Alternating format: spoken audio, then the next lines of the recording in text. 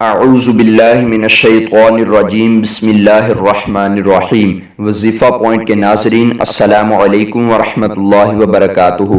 ناظرین، اس ویڈیو میں ہم آپ کو لیلۃ القدر 27ویں شب کے 12 نوافل بتائیں گے، اور ان 12 نوافل کو پڑھنے والے کو اللہ تعالیٰ اتنا زیادہ ثواب عطا فرمائے گا، اتنا زیادہ ثواب عطا فرمائے گا کہ نبیوں کی عبادت کا ثواب عطا فرمائے گا انشاءاللہ۔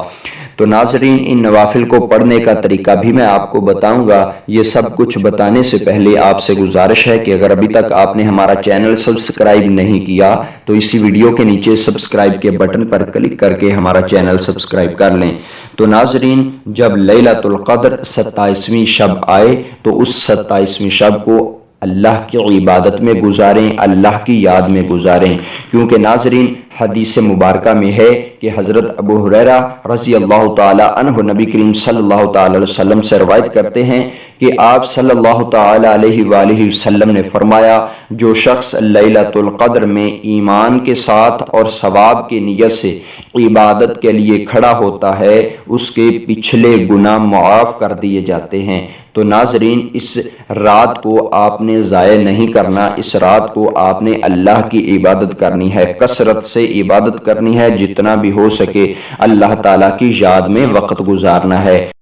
محترم ناظرین، آپ ان 12 رکعت نوافل کو ادا کرنے کا طریقہ سن لیجئے۔ یہ 12 رکعتیں آپ 3 سلام کے ساتھ ادا کریں گے۔ پہلے 4 رکعت نوافل کی نیت کیجئے، اللہ اکبر کہنے کے بعد ثنا پڑھیں، پھر تعوذ، تسمیہ اور سورہ فاتحہ شریف جب پڑھ لیں، اس کے بعد سورہ قدر، انا انزلناہ فی لیلۃ القدر وما ادراک ما لیلۃ القدر، لیلۃ القدر خیر من الف شہر، تنزل الملائکۃ والروح فیہا باذن ربہم من کل امر، سلام ہی حتی مطلع الفجر۔ اس سورہ قدر کو ایک بار اور اس کے بعد 15 مرتبہ سورہ اخلاص پڑھیں۔ 4 رکعتیں آپ اس طریقہ سے ہی ادا کریں گے۔